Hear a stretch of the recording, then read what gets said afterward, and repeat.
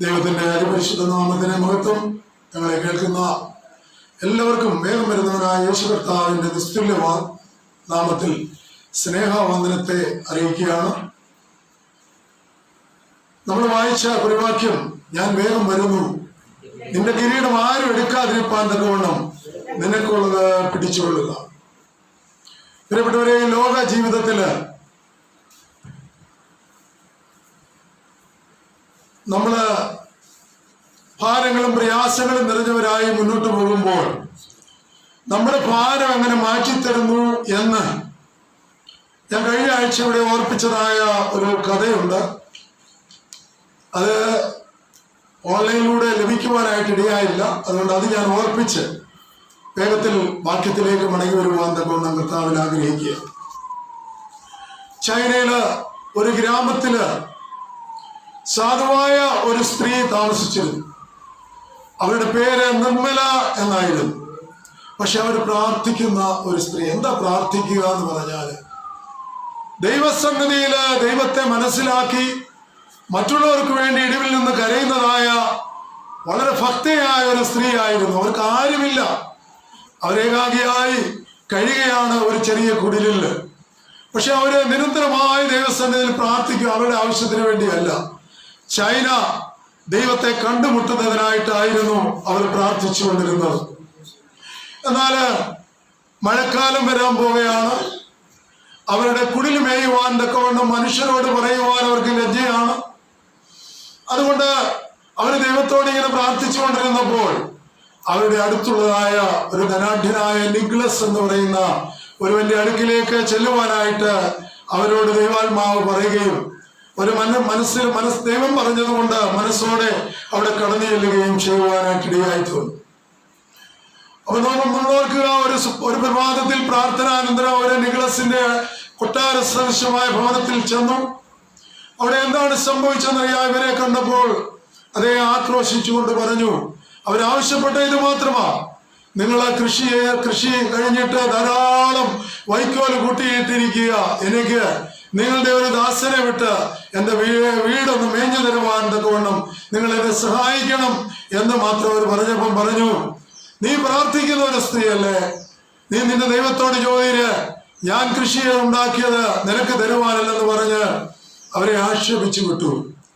പ്രിയപ്പെട്ടവരെ, പ്രകൃതി പോലും ആ വാക്ക് കേൾക്കുവാൻ മനസ്സുണ്ടായില്ല. സൂര്യൻ അതിന്റെ വഴിക്ക് കടന്നുപോയി കഴിഞ്ഞപ്പോ രാത്രിയിൽ വലിയ കൊടുങ്കാറ്റുണ്ടായി. മരങ്ങൾ കടപുഴകി വീഴുവാനായിട്ട് ഇടയായി തീർന്നു. ഒടുവിൽ എന്താണ് സംഭവിച്ചതെന്ന് നിങ്ങൾക്കറിയാമോ? അല്പസമയം കഴിഞ്ഞപ്പോൾ ആ കാറ്റ് അവിടെ കൂട്ടിവെച്ചിരുന്ന ദൈവത്തിന് സ്തോത്രം, ആ വൈക്കോലിന്റെ മേൽ വീശുവാനായിട്ട് തുടങ്ങി. ആ വൈക്കോൽ അവിടെ നിന്ന് കുറേശ്ശെയായി നീങ്ങുകയാണ്. അത് നീങ്ങി ആ സഹോദരിയുടെ വീടിന്റെ മുകളിൽ ചെന്ന് ദൈവത്തിന്റെ ദൂതന്മാരിറങ്ങി അവൾക്ക് വേണ്ടി വൈക്കോൽ കൊണ്ട് നെയ്ത് ആ കുടില് മനോഹരമാക്കി കൊടുത്തു. പക്ഷെ അവൾ അറിഞ്ഞില്ല.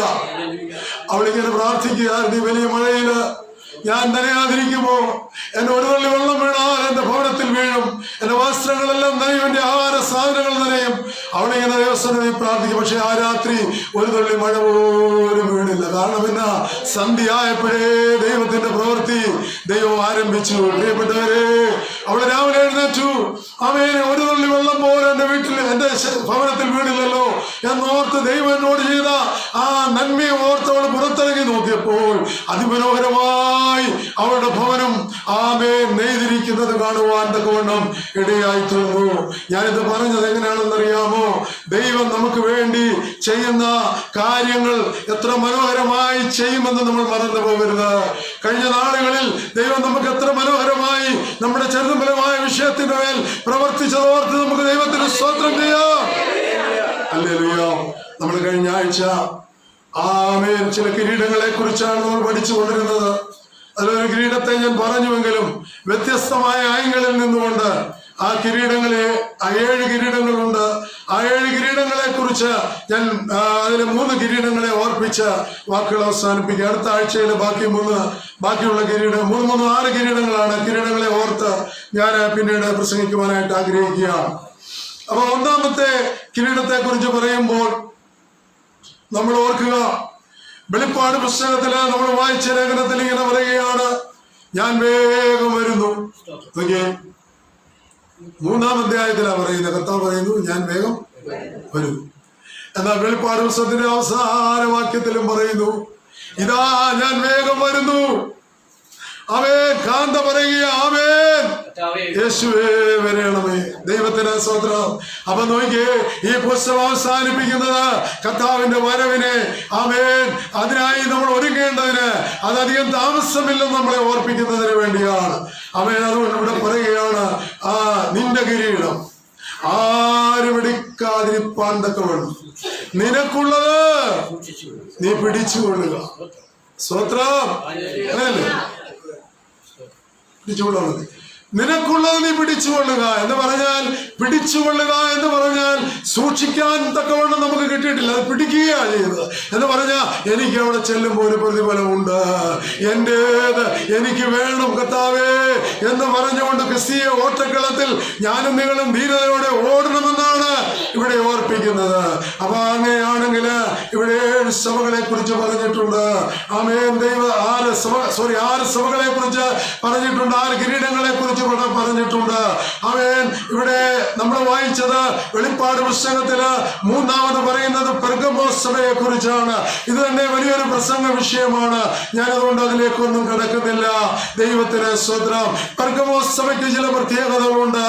അവര് ദൈവത്തിന്റെ വചനം അതുപോലെ മുറുകെ പിടിച്ച് ജീവിച്ചവരായിരുന്നു.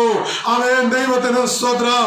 വചനവുമായി ചില കടന്നു വന്ന കള്ളസാക്ഷികളെ അവരുടെ മുമ്പിൽ ആമേൻ ക്ഷമ പറഞ്ഞ് മടക്കി അയച്ചവരാണ് അവര്. അതുകൊണ്ടാണ് അവരോട് പറയുന്നത്, നിങ്ങൾ എന്റെ വചനം കാത്തുകൊണ്ടതുകൊണ്ട് നിങ്ങൾക്കായിട്ട് ഇതാ ഞാൻ വേഗം വരികയാണ്, നിന്റെ കിരീടം ആരും എടുക്കാതിരിപ്പാൻ തക്കവണ്ണം നിനക്കുള്ളത് പിടിച്ചുകൊള്ളുക.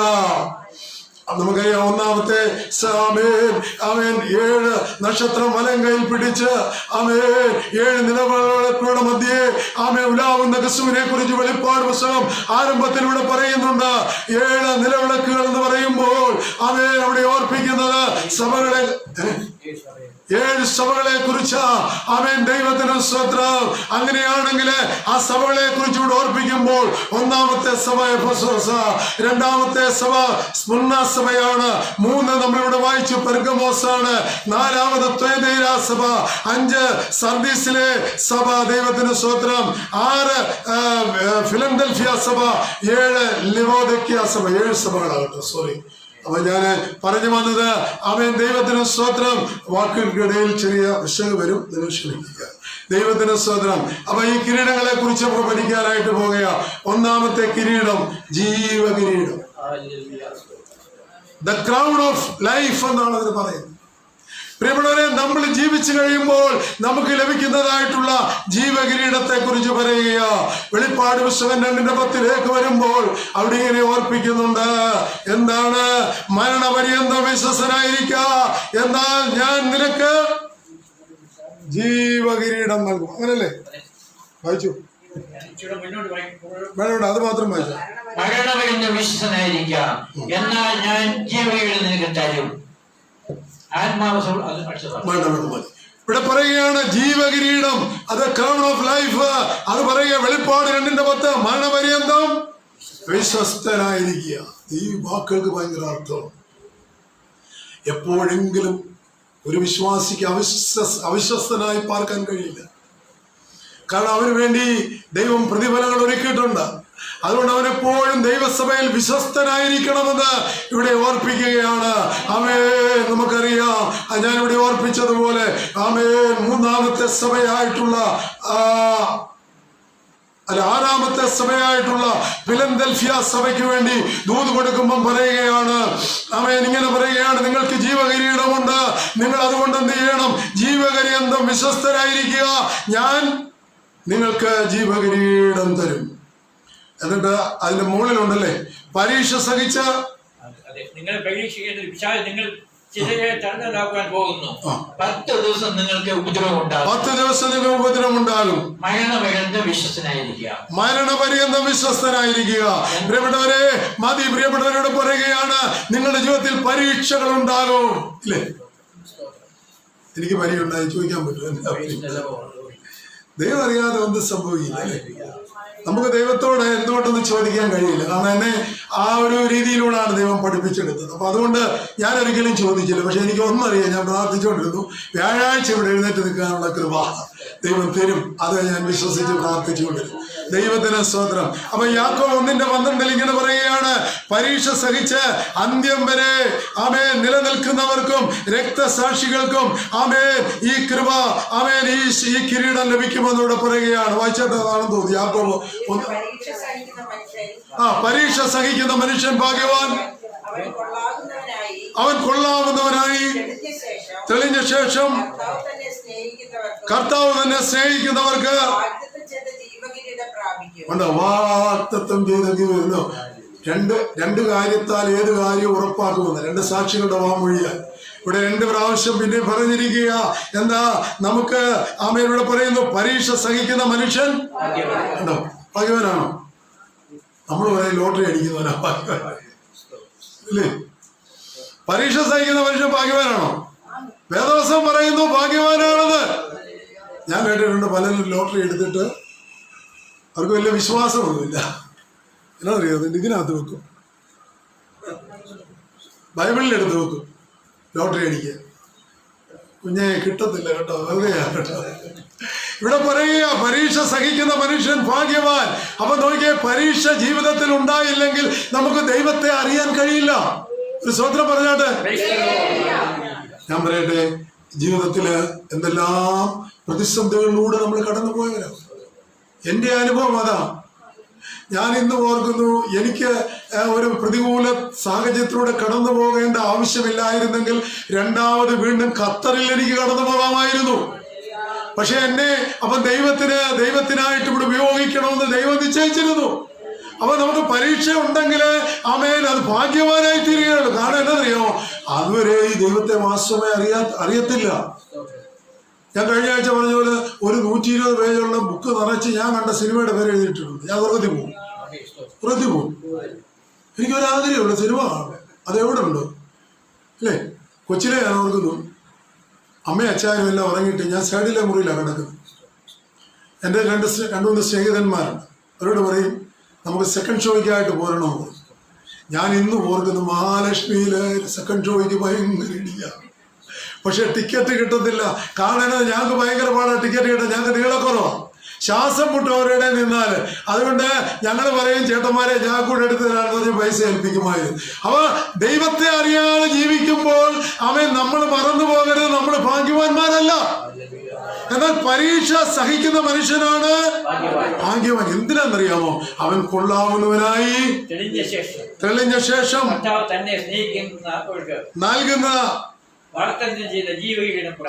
നൽകുന്ന ഈ കിരീടം അഥവാ ജീവകിരീടം നമുക്ക് നൽകുമെന്നൂടെ ഓർപ്പിക്കുക. അപ്പൊ നമ്മൾ എപ്പോഴും ഓർത്തോണം. ഞാൻ എപ്പോഴും ഓർക്കും, ഈ ദിവസങ്ങളിൽ അങ്ങോട്ടും ഇങ്ങോട്ടൊക്കെ പോകുമ്പോൾ അവിടെ ഇവിടെയൊക്കെ ഇടിക്കും. ഞാൻ സ്വത്രം പറയും. ഈ കഴിഞ്ഞ ദിവസം ഒരു ഡെസ്കെ കാലിടിച്ച്, കാല് മുഴുവൻ കറുത്തിരിക്കും. ഞാൻ വരിക തന്നെ ഇങ്ങനെ, അപ്പം ബ്ലഡ് കട്ട് ചെയ്യാതെ ഞാൻ അതിന് സ്വത്രം പറയും. ഞാൻ പറയുക, കാരണം നമുക്ക് ഉണ്ടാകും അതേ സമയത്ത് ഈ പരീക്ഷ അല്ലെങ്കിൽ ഈ ദൈവമക്കളല്ലാത്തവർക്ക് ഇപ്പോൾ കാലൊരു കല്ലിൽ തട്ടി എന്നാ പറയും. നമ്മളിവിടെ പറയാൻ കൊള്ളത്തില്ല വാക്ക് അല്ലേ? തലയിൽ ഇങ്ങനെ കൈ കുത്തിച്ചിട്ട് ഒരു വാക്ക് പറയും, ഈ ഒരു കല്ല് അല്ലേ? അതിന് മുമ്പ് ഒരു വേണം പറയുന്നില്ല. പ്രിയപ്പെട്ടവരെ, അപ്പൊ നമ്മൾ എന്ത് ചെയ്യും? നമ്മൾ എന്തെങ്കിലും ഒരു സ്തോത്രം പറയാൻ കഴിയണം. നിങ്ങൾ ഓർക്കണം, ഞാൻ അവിടെ എന്നാ പറയുന്നത്, ചെങ്ങല തട്ടി വീഴുമ്പോൾ ഞാൻ ദൈവത്തിന് നന്ദി പറഞ്ഞത് കൊണ്ടാണ് എനിക്കൊരു ഗാനം എഴുതുവാനിടയായത്. ദൈവത്തിന് സ്തോത്രം. അല്ലെങ്കിൽ ഒരിക്കലും ഞാൻ എൻ്റെ ജീവിതത്തിൽ വലിയ ആഗ്രഹമാണ് ക്രിസ്തീയ കോളത്തിൽ ഒരു ഗാനം എഴുതണമെന്ന്, പക്ഷേ ഒരു ക്രിസ്തീയ ഗീതം എഴുതണമെന്ന്. പക്ഷേ ആ വീണത് കൊണ്ട് മാത്രം ആ വേദനയുടെ മധ്യേ എനിക്ക് അങ്ങനെ എഴുതാനില്ല. പക്ഷെ അവിടെ എഴുതിയതും എന്തുവാ? സ്വർഗവാസം ലഭിക്കും യേശുവിനൊപ്പം നിത്യതയിൽ വാഴുവാൻ ഭാഗ്യമേകണേ. ആ സ്വർഗ സന്തോഷം നേടിയതോർത്താൽ ഹല്ലേലൂയ പാടിടും യുഗായുഗമായി. ആ സ്വർഗ സന്തോഷം ഹല്ലേലൂയ പാടിടും യുഗയുഗമായി. മനുഷ്യനാകണം നാം, മനുഷ്യനാകണം യേശുവിനെ പോലെ.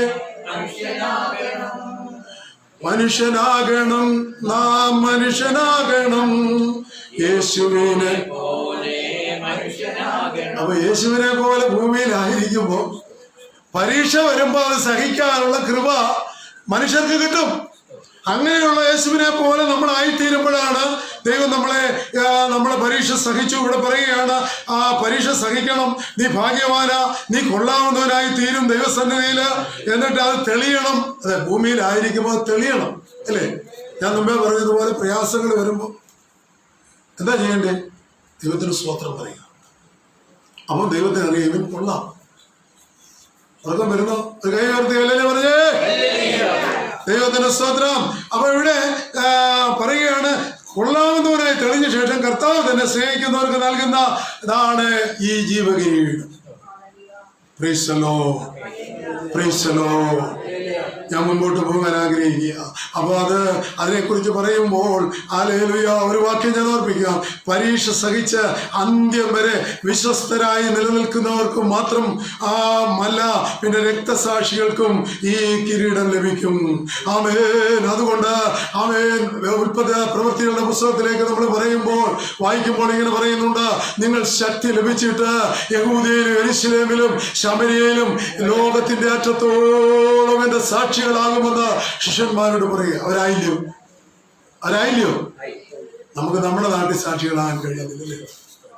ദൈവത്തിന്റെ സ്തോത്രം. പ്രിയപ്പെട്ടവരെ, ഇവിടെ പറയുകയാണ്, ശക്തി ലഭിച്ചിട്ട് യെരൂശലേമില് എന്ന് പറഞ്ഞ സ്വന്തം പട്ടണത്തില്, അടുത്ത പട്ടണം അതേ റാമിയിലേക്ക് കടന്നുപോ, യഹൂദ്യയില്, പിന്നെ പറയുകയാണ് ശമര്യയില്, കേരളത്തിലേക്ക് അല്ലെ കേരളത്തിന് വെളിയിലേക്ക് കടന്നുപോകും. എന്നിട്ട് ലോകത്തെല്ലായിടത്തും കടന്നു പോകാൻ പറയുക.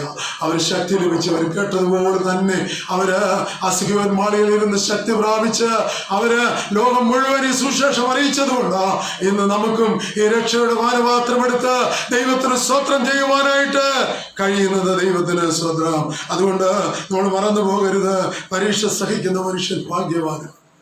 ഓ ഗ്ലോറി, ഗ്ലോറി. ആമേൻ. അത് ദൈവം സ്നേഹിക്കുന്നത് കൊണ്ട് അതവർക്ക് നൽകുന്നതാണ്. മാത്രമല്ല, അവരെ കൊള്ളാവുന്നവരായി ദൈവസന്നിധിയിൽ തെളിയപ്പെടണം. എന്നാൽ അവർക്ക് ജീവകിരീടം കിട്ടും. ആമേൻ. ദൈവത്തിന് സ്തോത്രം. അത് യോഹന്നാന്റെ സുവിശേഷം 3-ാം അധ്യായം 15-16 വാക്യങ്ങളില് നമ്മളിങ്ങനെ കാണുന്നുണ്ട്. നമുക്ക് നിത്യജീവൻ ലഭിക്കുന്നത് അതിനെക്കുറിച്ച് പറയുന്നുണ്ട്. 3:15-16 അവരിൽ വിശ്വസിക്കുന്ന ഏവനും നിത്യജീവൻ പ്രാപിക്കേണ്ടത് തന്നെ. ഒന്നുകൂടെ വായിച്ചത്. അവനിൽ വിശ്വസിക്കുന്ന ഏവനും നിത്യജീവൻ പ്രാപിക്കേണ്ടത് തന്നെ. അപ്പൊ നോക്കിക്കോട്ടെ, ഈ ഭൂമിയിലെ ജീവിതം എന്തിനു വേണ്ടിയാ? ക്രിസ്തുവിൽ ഞാൻ നിങ്ങളെ വിശ്വസിക്കുമ്പോൾ നമുക്ക് എന്തുണ്ടാകും? നിത്യജീവൻ ഉണ്ടാകും.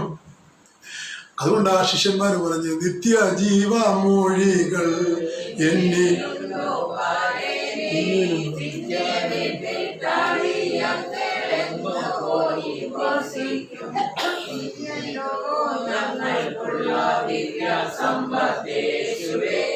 നീയല്ല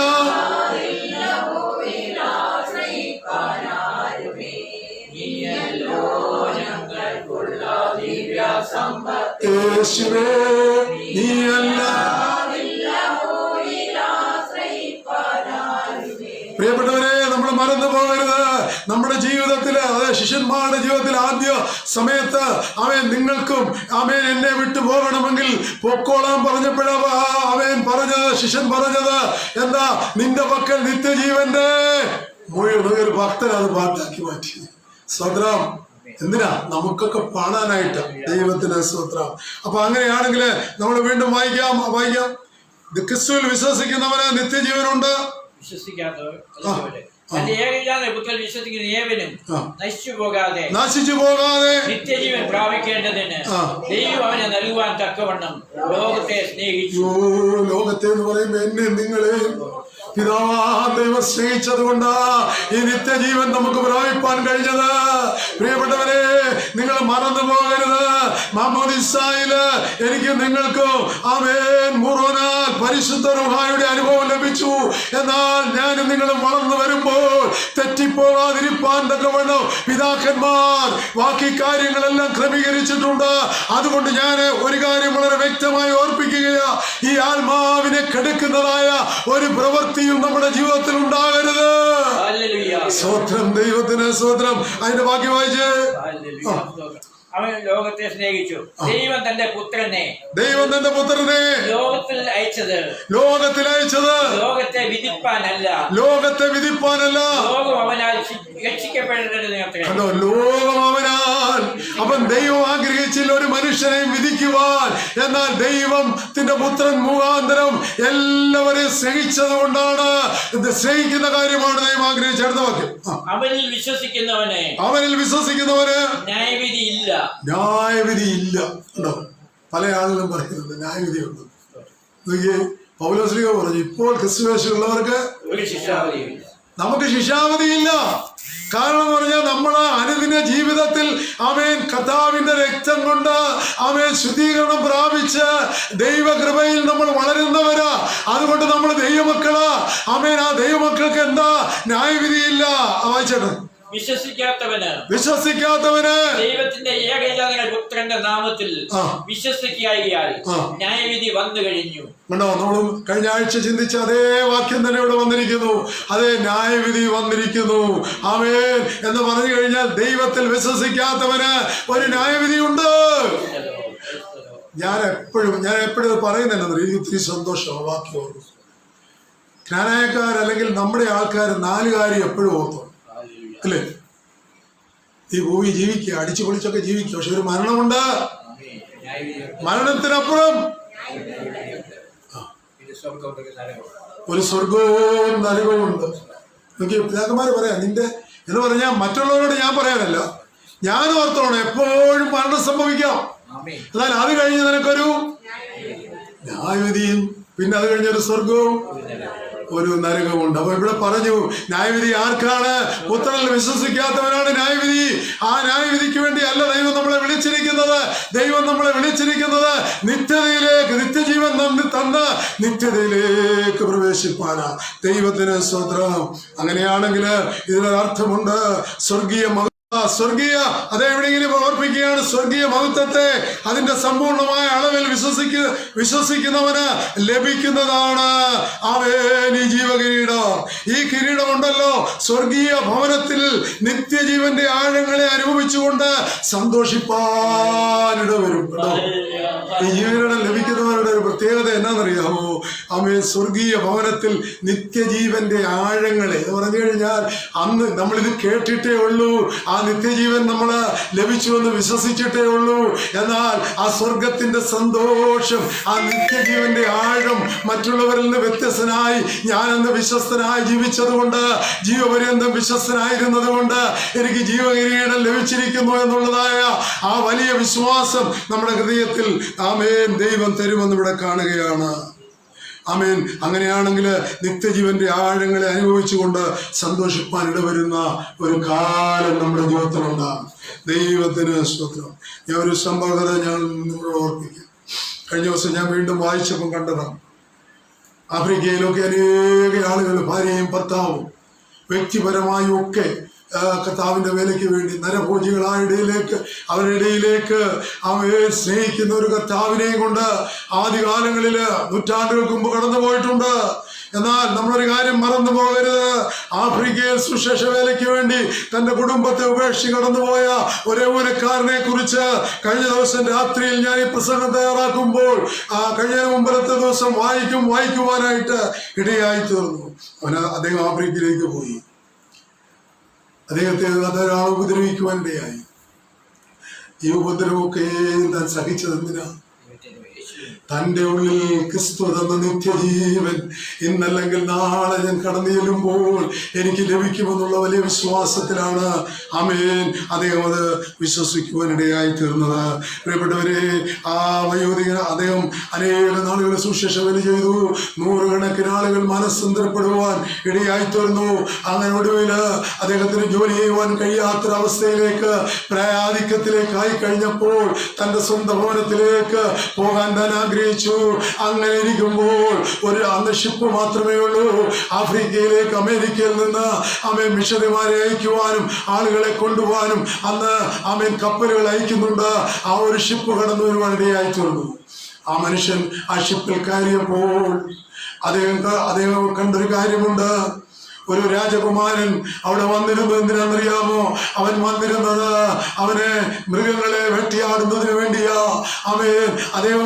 അദ്ദേഹത്തെ ആളുകളൊക്കെ വളരെ ഗമനിച്ച് എന്ന് പറഞ്ഞാൽ വളരെ സ്വാഗതം ചെയ്ത് ആ ഷിപ്പിനുള്ളിലേക്ക് പ്രവേശിപ്പാൻ തക്കവണ്ണം ഇടയായി തീർന്നു. ദൈവത്തിന് സ്തോത്രം. എന്നാൽ അദ്ദേഹത്തെ ആരും ഗമനിക്കുന്നില്ല. അദ്ദേഹം രക്ഷിക്കപ്പെട്ട ദൈവമക്കളൊക്കെ അത് പ്രാർത്ഥിച്ച് അദ്ദേഹത്തെ പറഞ്ഞു വിട്ടതാ. എന്നാലും അദ്ദേഹം പറയും, ഷിപ്പിൽ ഒരു മനുഷ്യൻ പോലും എന്നെ അറിയുന്നില്ലല്ലോ. അദ്ദേഹത്തിൻ്റെ ഉള്ളിൽ ചെറിയൊരു വേദനയുണ്ട്. ഒടുവിൽ അദ്ദേഹം അമേരിക്കയില് അവിടെ ഈ ഷിപ്പ് ചെന്ന് ഇറങ്ങുമ്പോൾ ഒരു കാര്യം ഉണ്ടായി. അവിടെ വലിയൊരാൾക്കൂട്ടവും ഒരു സന്തോഷത്തിന്റെ ആരവവും കേൾക്കുവാനിടയായി. ആ മനുഷ്യന് ആദ്യമായി തന്നെ തന്റെ ചെറിയൊരു തോൾ ബാഗുമായി വെളിയിലേക്ക് ഇറങ്ങിയപ്പോൾ ആളുകളെല്ലാം ഈ രാജകുമാരനെ സ്വീകരിപ്പാൻ രാജാവ് സഹിതം എല്ലാവരും വന്നിരിക്കുക. മാത്രമല്ല, എന്തിനാ വന്നിരിക്കുന്നറിയാമോ? അവർ പുലിയുടെ നഖവും സിംഹത്തിന്റെ പല്ലും അതുപോലെ തന്നെ അതിന്റെ തൊലികളും ഒക്കെ കാണാൻ തക്കവണ്ണം, അന്നൊന്നും ഇത് കണ്ടിട്ടില്ല ആരും, കാണാൻ തക്കവണ്ണം ആർത്തിയോടെ ജനമോടെ നിൽക്കുകയാ. ഈ മനുഷ്യനെ ആരും ഗമനിച്ചില്ല.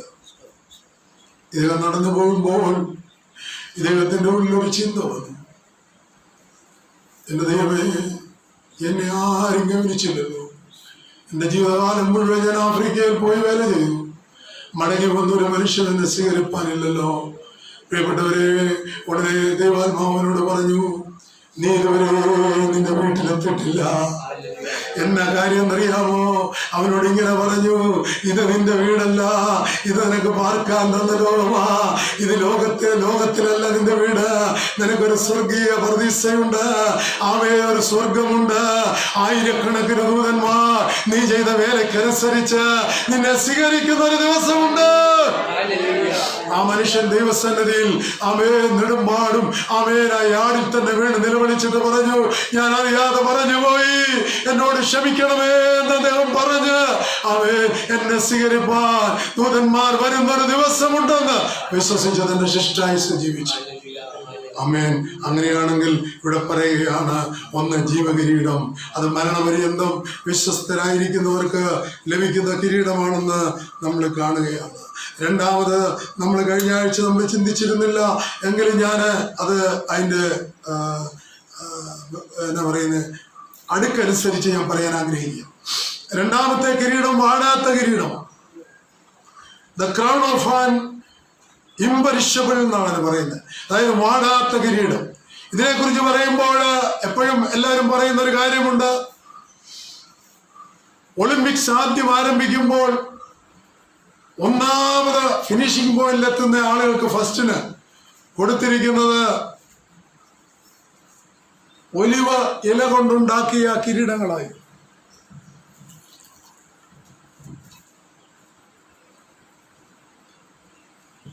ഒലിവിന്റെ ഇലകൾ കൊടുത്ത് നെയ്തുണ്ടാക്കിയ കിരീടങ്ങളായിരുന്നു. അന്നത് ഭയങ്കര വിലയുള്ളത്. അതിനുവേണ്ടി അവർ ഓടിയിരുന്നത്. എന്നാൽ അത് വാടുന്ന കിരീടങ്ങളായിരുന്നു. എന്നാൽ ദൈവജനത്തിന് നിത്യതയിൽ ലഭിക്കുവാൻ പോകുന്ന കിരീടങ്ങളൊക്കെ അതൊരിക്കലും വാടാത്ത കിരീടങ്ങളാ.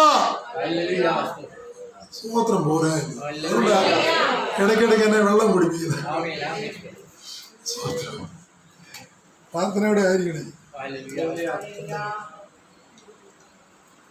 അപ്പൊ ഇവിടെ പറയുകയാണ്, രണ്ടാമത്തെ കിരീടം, the crown of an imperishable എന്ന് പറഞ്ഞു കഴിഞ്ഞാൽ അവൻ വാടാത്ത കിരീടം. 1 കൊരിന്ത്യർ 9-ാം അധ്യായം 24-25 വാക്യങ്ങൾ ഇങ്ങനെ പറയുന്നുണ്ട്. 1 കൊരിന്ത്യർ 9:24-25. ഓട്ടത്തിൽ ഓടുന്നവർ എല്ലാവരും ഓടുന്നു, എങ്കിലും ഒരുവനെ വിരുദ് പ്രാപിക്കുന്നുള്ളൂ. അവിടെ നിൽക്കട്ടെ. ഓട്ടക്കളത്തിൽ ഓടുന്നവർ എല്ലാവരും ഓടുക, എങ്കിലും ഒരുവനെ വിരുദ് പ്രാപിക്കുന്നു. പഴയ ആ ഓട്ടത്തെ ഉദ്ദേശിച്ചുകൊണ്ടുകൂടി ഓർപ്പിക്കുകയാണ്. ഓട്ടക്കളത്തിൽ എല്ലാവരും ഓടും അല്ലെ? എത്ര പേരുണ്ടോ അത്രയും പേര് 100 മീറ്റർ ഓട്ടമാണെങ്കിലും അവരോടും, എല്ലാവരും ഓടും. എന്നാൽ അവിടെ പറയുകയാണ്, എങ്കിലും ഒരുവനെ ബിരുദ് പ്രാപിക്കുന്നുള്ളൂ. ഇതിന് വലിയൊരു ആത്മീയ അർത്ഥമുണ്ട്. പ്രിയപ്പെട്ടവരെ, ഞാൻ നിങ്ങൾ ഓട്ടക്കളത്തിൽ ഓടുന്നവരാ, എന്നാ കാന്ത തന്നെത്താനെ ഓടുന്നത്. ഇതിന്റെ ആത്മീയ അർത്ഥം എന്താണെന്നറിയാമോ? ആ ഒരുവൻ കർത്താവിന്റെ മണവാട്ടിയാണ്. അവൻ ഓട്ടക്കളത്തിൽ ഓടുകയാ. ഇവിടെ അനേകര്, നമുക്കറിയാം, നമ്മളിപ്പോ വിശ്വാസ സമൂഹത്തിൽ അനേകർ ഓടുന്നുണ്ട്. പക്ഷെ ഓടുന്നത് വ്യക്തിപരമായിട്ട് ഓടണം. അതാ കാന്തയുടെ പ്രത്യേകത. കർത്താവ് തന്റെ കാന്തയെ, തന്റെ മണവാട്ടിയെ ചേർക്കാനായി വരുന്നത്. മണവാട്ടികളെ അവിടെ നിങ്ങൾ കണ്ടിട്ടുണ്ടോ? ഇല്ല. എന്താ അങ്ങനെ കാണാൻ? വേദോത്സവത്തിന് ഒരിക്കലും ഒരു തെറ്റുപറ്റില്ല. തന്റെ കാന്തയെ ചേർക്കാൻ കർത്താവ് വരും എന്ന് പറഞ്ഞു കഴിഞ്ഞാൽ ഇവിടെ പറയാം, ഓട്ടക്കളത്തിൽ ഓടുന്ന എല്ലാവരും ഓടുകയാണ്, എന്നാൽ ഒരുവനെ ബിരുദം പ്രാപിക്കുകയുള്ളൂ. എന്നാൽ കാന്ത ശ്രദ്ധയോടെ ഓടിക്കൊണ്ടിരിക്കുക, വിശ്വാസ സമൂഹം ശ്രദ്ധയോടെ ഓടിക്കൊണ്ടിരിക്കുക. കഴിഞ്ഞ ദിവസം ഞാൻ എവിടെയോ ഇങ്ങനെ കണ്ട ഒരു സംഭവമുണ്ട്. ഒരു പട്ടണത്തില് ഒരു ഭാര്യയെയും ഭർത്താവിനെയും അടിച്ച് അവരുടെ വസ്ത്രം മാറ്റി അവരെ ഉപദ്രവിച്ച് കൂക്കു വിളിച്ച് അവരെ കൊണ്ടുപോകുന്നത് കാണുവാനിടയായി. കണ്ടാ നമുക്ക് സഹിക്കില്ല കേട്ടോ. അവർക്ക് വേണേ പറയാ, ഞങ്ങൾ വിശ്വസിക്കുന്ന യേശുവെ ഞങ്ങൾ ഉപേക്ഷിച്ചേക്കാം. എന്നാൽ അവർ ഉപേക്ഷിക്കാൻ തയ്യാറല്ല. അവര് പറഞ്ഞു, ഞങ്ങൾ ഒരിക്കൽ കണ്ട യേശുവിനെ അല്ലേ, ഞങ്ങൾക്ക് ഒരിക്കലും ഉപേക്ഷിക്കാൻ കഴിയില്ല. അവനാണ് ഞങ്ങളുടെ രക്ഷകന്, അവനാ ഞങ്ങളുടെ വീണ്ടെടുപ്പുകാരൻ, അവനാ വീണ്ടും വരുന്നത്. അതുകൊണ്ട് ഒരു കാരണവശാലും ഞങ്ങൾ ഈ ഗ്രാമത്തിൽ നിന്ന്, ഈ ലോകത്തിൽ നിന്ന് മാറ്റപ്പെട്ടാലും ഞങ്ങള് ഉപേക്ഷിക്കില്ല. അതുകൊണ്ട് എന്തായി? അവരെ അടിച്ച്, അവരെ ഉപദ്രവിച്ച്, അവരെ മയങ്ങിക്കിടക്കുന്ന അവസാന ആ ഷോട്ട് കാണാനിടയായിട്ട് അവരുടെ ഉള്ളിലൊരു വിശ്വാസമുണ്ട്. കാന്ത ഭർത്താവ് തന്നെ ഓടി, ഭാര്യ തന്നെ ഓടി. എന്നവർ കൂട്ടമായിട്ടാണ് ചെന്നത്. അവരൊന്നിച്ച് അവരെ ഉപദ്രവിച്ചെങ്കിലും ഏകയായി നമ്മുടെ ഹൃദയമാ ദൈവവുമായി ബന്ധപ്പെടേണ്ടത്. Hallelujah, hallelujah. അങ്ങനെ അവരോട് ബിരുദം പ്രാപിക്കുന്നവരുടെ കൂട്ടത്തിൽ അവരുമായി തീരും. അപ്പൊ അവർക്കൊക്കെയാണ് സത്യം പറഞ്ഞാൽ ഈ വാടാത്ത കിരീടമൊക്കെ നൽകിയുള്ളത്. അപ്പൊ ഓട്ടക്കളത്തിൽ ഓടുന്നവരെല്ലാവരും ഓടുന്നുവെങ്കിലും ഒരുവനെ ബിരുദം പ്രാപിക്കുന്നുള്ളൂ. അടുത്ത വാക്യം ഉണ്ടോ? നിങ്ങളും എന്നിട്ട് എല്ലാം മൊത്തത്തില് അതൊരു സംബോധന ആയതുകൊണ്ടാണ് അങ്ങനെ പറയുന്നത്. അവരോട് പറയുകയാണ്, കൊരിന്ത്യ സഭയോട് പറയുകയാണ്, നിങ്ങൾ എല്ലാവരും ബിരുദം പ്രാപിപ്പാൻ തക്കവണ്ണം ഓടുവീൻ. അടുത്ത വാക്യം,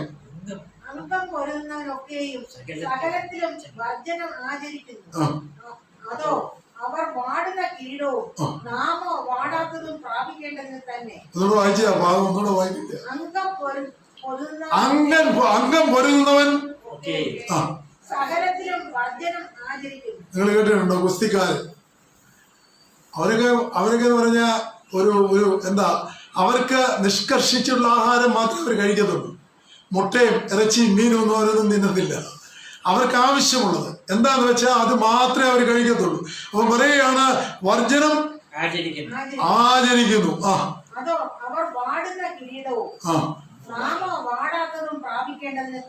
കണ്ടോ? ആമേൻ. ഒന്നുകൂടെ വായിച്ചപ്പോ, അംഗം പൊരുതുന്നവനൊക്കെയും സകലത്തിലും വർജനം ആചരിക്കുന്നു.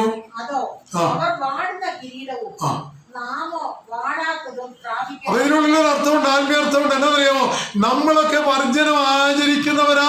അവര് ആചരിക്കാത്തവർക്ക് വാടുന്ന കിരീടവും അല്ലേ, നാമോ വാടാത്തതും പ്രാപിക്കും അല്ലേ. ഓട്ടക്കളത്തിൽ ഓടുന്നവര് അനേകരെങ്കിലും, ഓട്ടക്കളത്തിൽ ഓടുന്നോരനെങ്കിലും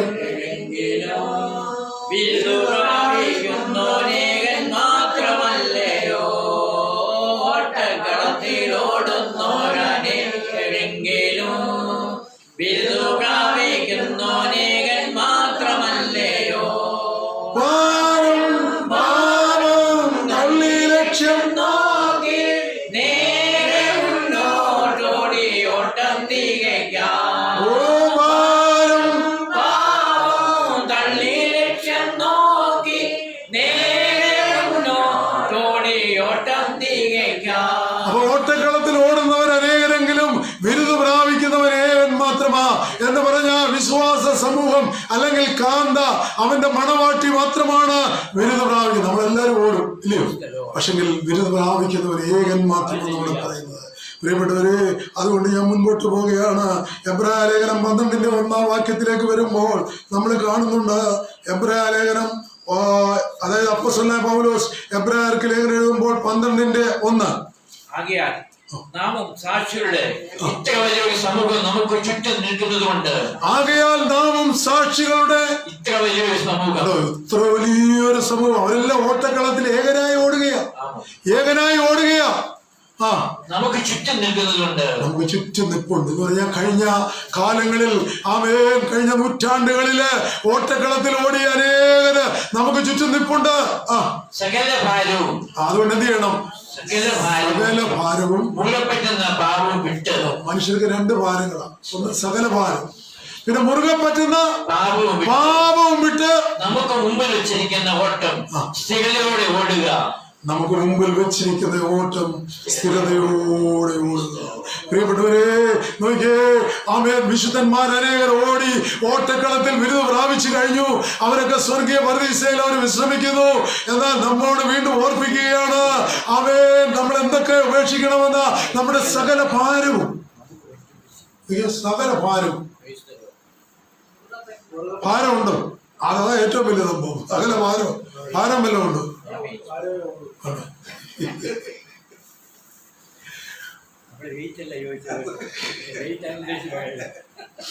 സകല ഭാരവും അല്ലേ?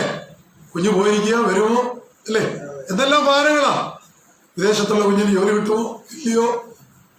നമ്മൾ പ്രാർത്ഥിക്കണം എന്നല്ലേ പറയുന്നത്. പക്ഷെ അതെല്ലാം കർത്താവിനെ ഏൽപ്പിച്ചു കഴിഞ്ഞാൽ അവൻ ഏറ്റെടുക്കും. നമ്മളൊന്ന് പ്രാർത്ഥിച്ചു കഴിയുമ്പോൾ നമ്മുടെ ഉള്ളിൽ തന്നെ ഒരു സന്തോഷം ഉണ്ടാവും. എന്റെ വിഷയം എന്റെ കർത്താവ് ഏറ്റെടുക്കും, അന്ന് ഏറ്റെടുക്കും, ഉറപ്പാ. കഴിഞ്ഞ ദിവസം ഇവിടെ പ്രാർത്ഥിച്ച ഒരു വിഷയത്തിന് ഒരു സഹോദരി അതിന് നന്ദി പറയുകയും ചില സാമ്പത്തികമായ കാര്യം ചെയ്യുകയും ചെയ്തു. അപ്പൊ ഞാൻ പറഞ്ഞു വന്നത്, പ്രിയപ്പെട്ടവരെ, എന്താ അവർക്ക് ഇവിടെ പറയാനായിട്ടൊരു മടിയുള്ളതുകൊണ്ടായിരിക്കാം അവർ പറഞ്ഞില്ല. അപ്പൊ നമ്മൾ ഓർക്കുക, അവരങ്ങ് വിശ്വസിച്ചു. ഈ കൂട്ടായ്മയായിട്ട് എല്ലാരും, ഞാനും അവരും കണ്ണടച്ച് പ്രാർത്ഥിച്ച് കരഞ്ഞു. അപ്പൊ അതിന്മേൽ എന്തായി? മറുപടി കിട്ടും. അങ്ങനെ വിശ്വസിച്ചാ പോയ. വീട്ടിൽ ചെന്നപ്പം മറുപടിയില്ല. ഇതാണ് മറുപടി എന്ന് പറയുന്നത്. അപ്പം സകല ഭാരം അവന്റെ മേൽ ഇട്ടുകൊള്ളണം, അല്ലേ? പക്ഷെ ഒരു കാര്യമുണ്ട്, കുറച്ചേരം നിങ്ങൾ പിടിച്ചില്ലെങ്കിൽ അടുത്ത ആഴ്ച വരികയില്ല, അല്ലേ? അങ്ങനെയല്ല.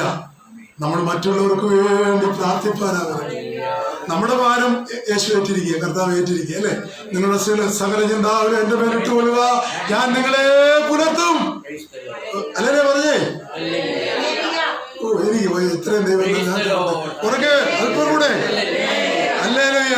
അപ്പൊ അങ്ങനെയാണെങ്കിൽ ഇവിടെ പറയുകയാണ്, വാടാത്ത കിരീടം നമുക്ക് ലഭിക്കും. ദൈവത്തിന് സ്തോത്രം. ഓട്ടക്കളത്തിൽ അനേകർ ഓടുന്നു, എങ്കിലും ബിരുദം പ്രാപിക്കുന്നവൻ ഏകൻ മാത്രമാ ഇവിടെ പറയുകയാണ്. അതുകൊണ്ട് എന്ത് ചെയ്യണം? നമ്മുടെ സകല ഭാരങ്ങളും, മുറുകെ പറ്റുന്ന പാപങ്ങളും. എന്താ? ചിലർക്ക് മുറുക്ക് പുരുഷന്മാരെ കുറിച്ചാണ്, സ്ത്രീകളെ കുറിച്ചാണ് ഒന്നും പറഞ്ഞത്. ഞാൻ അപ്പൊ മുറുകെ പറ്റുന്ന ഭാരം എന്താണെന്ന് നമുക്കറിയാം. കാന്തയ്ക്കറിയാം, മണവാട്ടിക്കറിയാം എന്താണ് എന്റെ മുറുകെ പറ്റുന്ന ഭാരം. നീ ക്ഷമിക്കാൻ കഴിയാത്തതാണോ? ഇത്രയും ദൈവം തന്നിട്ടും ഇനി അത്യാഗ്രഹമാണോ? ഇനി ദ്രവ്യാഗ്രഹമാണോ? എന്താണെന്ന് അറിയില്ല. അതേ മുറുകെ പറ്റുന്ന ഭാരങ്ങള് എന്ത് ചെയ്യണം? ഒരു കാന്ത, ഒരു മണവാട്ടി അത് ഉപേക്ഷിക്കണം. ഞാനൊരു എക്സാമ്പിൾ പറയാം. നമ്മൾ എന്തായാലും ഒരു കാര്യം സംസാരിക്കുന്നു, നമ്മൾ ദേഷ്യപ്പെടാൻ പാടില്ല, ദേഷ്യപ്പെട്ട് പറയാൻ പാടില്ല. കാരണം എന്താണെന്നറിയോ? ഞാൻ ആരാ? ക്രിസ്തുവിന്റെ അംബാസഡർ. ദേഷ്യപ്പെടാൻ പറ്റുമോ? അങ്ങനെ ഒരു ജീവിതം ഉണ്ടാകും എന്തല്ല, ഇല്ലേ? പ്രിയപ്പെട്ടവരെ, നമ്മളെ ഒരാൾ ദേഷിച്ചാലും നമുക്ക് ദേഷ്യപ്പെടാൻ പാടില്ല. ഞാനതിന് മുമ്പേ പറഞ്ഞേ, അവരെ എന്തെല്ലാം ഉപദ്രവിച്ചു, ഒരു വാക്ക് അവർ പറഞ്ഞില്ല. ആ ഭാര്യയും ഭർത്താവും അവർ നഗ്നരാക്കപ്പെട്ടു. അതൊക്കെ വേദപുസ്തകത്തിൽ എഴുതിയിരിക്കുന്ന കാര്യമാണ്. അന്ത്യകാലത്ത് ഇങ്ങനെയൊക്കെ സംഭവിക്കും. പക്ഷേ നിങ്ങളുടെ വിശ്വാസം നിങ്ങൾ ഉപേക്ഷിക്കരുത്. അതാ വേറെ എല്ലാ സഭയിലും, വേറെ എല്ലാ മതങ്ങളിലും അവരുടെ വിശ്വാസം അവർ ഉപേക്ഷിക്കും. എന്നാൽ ക്രിസ്തു മതത്തിൽ അങ്ങനെ വിശ്വാസം ഉപേക്ഷിക്കത്തില്ല. ഞാൻ ആ വിഷയത്തിലേക്കൊന്നും വരുന്നില്ല. അപ്പൊ അതുകൊണ്ട് അവിടെ പറയുക, മുറുകെ പറ്റുന്ന ഭാരങ്ങളും സ്ഥിരതയോടെ ഓടുക. സ്ഥിരതയോടെ ഓടുക. വിശ്വാസത്തിന്റെ നായകനും കൂട്ടിവെക്കലുമായ യേശുവിനെ നോക്കുക. തന്റെ മുമ്പിൽ വെച്ചിരുന്ന സന്തോഷം ഓർത്ത് അപമാനം അലക്ഷ്യമാക്കി ക്രൂശിനെ സഹിക്കുകയും ദൈവസിംഹാസനത്തിന്റെ വലത്തുഭാഗത്ത് ഇരിക്കുകയും ചെയ്തു. അപ്പൊ നമ്മള് ഫിലിപ്പിയ ലേഖനം 3:12-14 കൂടെ വായിച്ചു. അതിനുശേഷം ഞാൻ അതിനെ കുറിച്ച് പറയും. ഫിലിപ്പിയ ലേഖനം 3:12-14. ഇവിടെ സ്ഥിരതയോടെ എന്ന് പറയുമ്പോൾ ശ്രദ്ധയോടെ നമ്മുടെ ഓട്ടക്കളത്തിൽ ഓടണം. നമ്മുടെ ഭാരങ്ങളെല്ലാം കർത്താവിലിടണം. മുറുകെ പറ്റുന്ന പാപങ്ങൾ നമ്മൾ ഉപേക്ഷിക്കണം. എന്നിട്ട് അവിടെ പറയുകയാണ്, ക്രിസ്തു യേശുവിനാൽ ഞാനും നിങ്ങളും പിടിക്കപ്പെട്ടിരിക്കൊണ്ട് എനിക്ക് അത് പിടിക്കാമോ എന്ന് വെച്ച് അപ്പോസ്തലനായ പൗലോസ് പോലും പറയുന്നുണ്ട്, പിന്തുടരുന്നു. ഫിലിപ്പിയർ 3:12-13-14.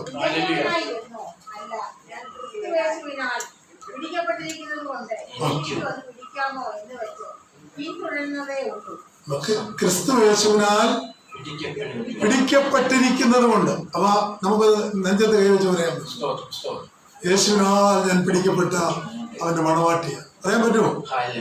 നിങ്ങളുടെ കൈയെല്ലാം വേദവസത്തില്ല. അത് പറഞ്ഞ ഇതൊക്കെ ഒരു അവസരമാണ്, സ്വർഗം കാണുന്ന ഒരു അവസരമാണ്. നമ്മുടെ ഒരു വലത്തുകരം വെച്ചിട്ടെന്ന് പറഞ്ഞ ക്രിസ്തു യേശുവിനാൽ ഞാൻ പിടിക്കപ്പെട്ടിരിക്കുക. ഹല്ലേലൂയ. വായിച്ചെടുത്ത് എനിക്കും അത് പിടിക്കാമോ എന്ന് വെച്ച് പിന്തുടരുന്നതിനുള്ളൂ. സഹോദരന്മാരെ, എനിക്കും അത് പിടിക്കാമോ എന്ന് വെച്ച് ഞാൻ പിന്തുടരും. ആരായി പറഞ്ഞേ? അപ്പോസ്തലനായ പൗലോസ് പറയുക, ഫിലിപ്പിയർക്ക് ലേഖനം എഴുതാൻ പറയുക, ആമേൻ, എനിക്കും അത് പിടിക്കാമോ എന്ന് വെച്ച് ഞാൻ ഓടുന്നതേ ഉള്ളൂ. അടുത്ത വാക്യം. സഹോദരന്മാരെ, ഞാൻ പിടിച്ചിരിക്കുന്നു എന്ന് നിരൂപിക്കുന്നില്ല. ഒന്ന് ഞാൻ ചെയ്യുന്നു. അത് ഹൃദയത്തിൽ എഴുതിക്കണം. ഒന്ന് ഞാൻ ചെയ്യുന്നു, പിമ്പിലുള്ളത് മറന്ന് മുൻപിലുള്ളതിനെ ആഞ്ഞുകൊണ്ട് ദൈവത്തിന്റെ പരവിരുദിനായി യാക്കിലേക്ക് ഓടുന്നു. പിമ്പിലുള്ളത് മറന്നു. കഴിഞ്ഞ കാലങ്ങളിലെ ജീവിതങ്ങളെല്ലാം മറന്നു. കാരണം എന്ന് പറഞ്ഞു കഴിഞ്ഞാൽ എന്നാ, ഇപ്പൊ ഞാൻ പുതിയ സൃഷ്ടിയാ. ഒരുവൻ ക്രിസ്തുവിലായ പഴയത് കഴിഞ്ഞു. നമ്മളെല്ലാം ഇത് പറയും, പക്ഷെ ആ പഴയ പുതിയ സൃഷ്ടിയായിട്ടുണ്ടോ? എന്തെങ്കിലും ഒരു വിഷയം വരണം അല്ലേ? ഇങ്ങനെ അറിയാം നമ്മള് അല്ലേ? പ്രിയപ്പെട്ടവരെ, അങ്ങനെ ആകാൻ പാടില്ല. നമുക്ക് ബിരുദ പ്രാപിപ്പാൻ അത് ബുദ്ധിമുട്ടായിട്ട് തീരും. അതുകൊണ്ട് ഇന്ന് പകൽക്കാലം എനിക്കറിയില്ല ദൈവാത്മാവ് ഈ വിധത്തില് ഈ വചനം ഇങ്ങനെ മുന്നോട്ട് പോകുന്നതെന്ന് അറിയില്ല. അപ്പൊ അതുകൊണ്ട് ആമേൻ, പൗലോസ് പോലും പറയുന്നു, പിടിക്കാമോ എന്ന് വെച്ച് ഞാൻ ഓടുന്നതേ ഉള്ളൂ. അടുത്ത വാക്യം പ്രത്യേകമായിട്ട് വായിച്ചത് ഹൃദയത്തിലുണ്ട്. സഹോദരന്മാരെ, ഞാൻ പിടിച്ചിരിക്കുന്നു എന്ന് നിരൂപിക്കുന്നില്ല. ഞാൻ പിടിച്ചിരിക്കുന്നു പ്രസംഗിക്കുന്ന ആൾ നിങ്ങളെല്ലാം ധരിക്കുമ്പോൾ പിന്നെ ജോസ് ബ്രദർ അങ്ങ് പിടിച്ചിരിക്കുക, അല്ലെങ്കിൽ ജോസ് ഉപദേശം അങ്ങ് പിടിച്ചിരിക്കുക. പൗലോസ് പോലും പറയുക, ഞാൻ പിടിച്ചിരിക്കുന്നു എന്ന് നിരൂപിക്കുന്നില്ല. ആരായി പൗലോസ്? എല്ലാം വിട്ടിറങ്ങിയ ആളാ, സകലതും വിട്ട് കർത്താവിനെ അനുഗമിച്ച ആളാ. പിടിച്ചിരിക്കുന്നു, പക്ഷെ ഒരു കാര്യം ഞാൻ ചെയ്യുന്നു, മുമ്പിലുള്ളത് മറന്ന് മുമ്പിലുള്ളത് ഞാനും കൊണ്ട് ക്രിസ്തുയേശുവിൽ ദൈവത്തിന്റെ പരമവിളിയുടെ വിരുദ്ധനായി യാക്കിലേക്ക് ഓടുന്നു. ഒരു വിളിയുണ്ട്, നമുക്ക് ഒരു തെരഞ്ഞെടുപ്പുണ്ട്. വിളിയും തെരഞ്ഞെടുപ്പും മനസ്സിലാക്കി മുൻപിലേക്ക് എനിക്ക് ഒഴുക്കിയിരിക്കുന്ന സ്വർഗസന്നിധിയിലെ ആ കിരീടം പ്രാപിപ്പാൻ തക്കവണ്ണം ഞാൻ ഓടുകയാണെന്നാ പറയുന്നത് അല്ലേ? നമ്മൾ പൗലോസിനെ കുറിച്ചൊക്കെ കേട്ടിട്ടുണ്ട്. അതുകൊണ്ട് ആ ഭാഗത്തേക്കൊന്നും ഞാൻ കടക്കുന്നില്ല. അതുകൊണ്ട് ക്രിസ്തു യേശുവിൽ ദൈവത്തിന്റെ പരമവിളിയുടെ ലാക്കിലേക്ക് ഞാൻ ഓടുകയാണ്. ഞാൻ പിൻപുള്ളത് മറന്ന് മുൻപുള്ള ലാക്കിലേക്ക് ആമേൻ എന്റെ ഓട്ടം എത്തുവാൻ തക്കൊണ്ട് ആഗ്രഹിക്കുക. അതുകൊണ്ടാണ് പൗലോസ് പറഞ്ഞത്, എനിക്ക് ജീവിക്കുന്നതും ക്രിസ്തുവും മരിക്കുന്നതിലാവുമാവുന്നു. ഇങ്ങനെ പറഞ്ഞിട്ട് പൗലോസ്ലീഹ മരണസമയത്ത് എല്ലാവരെയും വിളിച്ചു കൂട്ടി. ഞാൻ ശരിക്കും പറഞ്ഞ ഇതിനുള്ളിൽ നേരെ ഇങ്ങനെ പ്രസംഗിക്കുക നല്ലത്, പിന്നെ പഴയ സ്വഭാവം കൊണ്ട് അങ്ങോട്ട് ഇങ്ങോട്ട് നോക്കും. അപ്പൊ പ്രിയപ്പെട്ടവരെ, അപ്പൊ പൗലോസ്ലീഹ എല്ലാവരെയും വിളിച്ചു കൂട്ടിയിട്ട് പൗലോസ്ലീഹ പറഞ്ഞു, എന്താ പറഞ്ഞേ? നമുക്ക് അടുത്ത ഇതിലെടുക്കാം. പ്രിയപ്പെട്ടവരെ, ഞാനങ്ങ് വിടുകയാ. അവൻ പരമവിളിയുടെ ലാക്കിലേക്ക് ഓടുന്നു അവൻ എന്ന് പറയുക. അപ്പൊ നമുക്കൊരു ഉറപ്പുണ്ടായിരിക്കണം. എന്താ? ദൈവത്തിന്റെ ആത്മാവിനാൽ എന്നെ മുദ്രയിട്ടിരിക്കുക. എന്തിനു വേണ്ടിയാ? വീണ്ടെടുപ്പ് നാളിനായി എന്നെ മുദ്രയിട്ടിരിക്കുക. സ്വത്രം. ഞാൻ ആദ്യം പറഞ്ഞു എപ്പോഴാണെന്ന്. എന്നാൽ ആ മുദ്ര ആമേൻ പരിശുദ്ധ.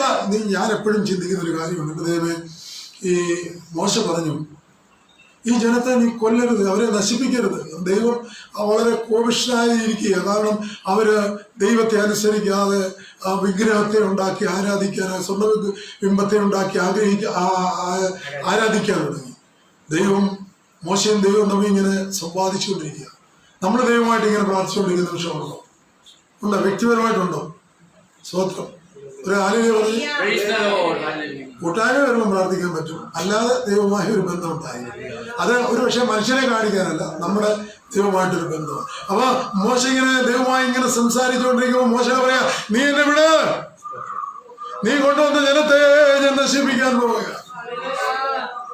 ഇവിടെ മോശ പറഞ്ഞൊരു കാര്യമുണ്ട്, കർത്താവേ നീ എന്നെ അങ്ങ് നശിപ്പിക്കും, എന്നെ നീ അവർക്ക് പകരമായി അവൻ കൊല്ലുക, എന്നാൽ അവരെ വെറുതെ വിടുക.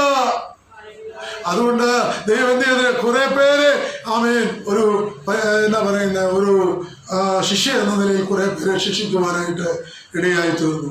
ദൈവത്തിന് സ്തോത്രം. അങ്ങനെയാണെങ്കിൽ ഒന്നാമത് നമ്മൾ പറഞ്ഞ കിരീടം ഏതായിരുന്നു? ആമേൻ,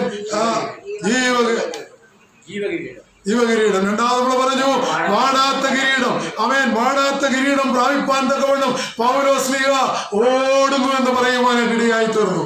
ആമേൻ. അങ്ങനെയാണെങ്കിൽ മൂന്നാമത് നമ്മൾ കഴിഞ്ഞ് ചിന്തിച്ചെങ്കിലും വ്യത്യസ്തമായ രീതിയിൽ നമുക്ക് ആ ചിന്ത മുന്നോട്ട് പോകാം.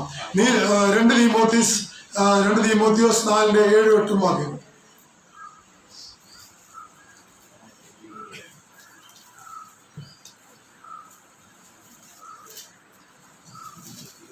നമ്മൾ കഴിഞ്ഞ ആഴ്ച അത് വായിച്ചാണ്.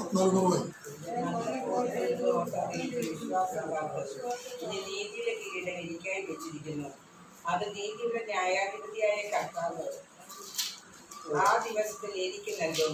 എനിക്ക് മാത്രമല്ല, അവന്റെ പ്രത്യക്ഷത്തിൽ പ്രിയപ്പെട്ട ഏവർക്കും കൂടെ. മതി പ്രിയപ്പെട്ടവരെ, ഒന്നാമതായിട്ട് പറയുകയാണ് നല്ല പോർ പൊരുതു. സ്തോത്രം, ഹല്ലേലൂയ. ഒന്നാമതായിട്ട് പൗലോസ് പറയുകയാണ് നല്ല പോർ പൊരുതു.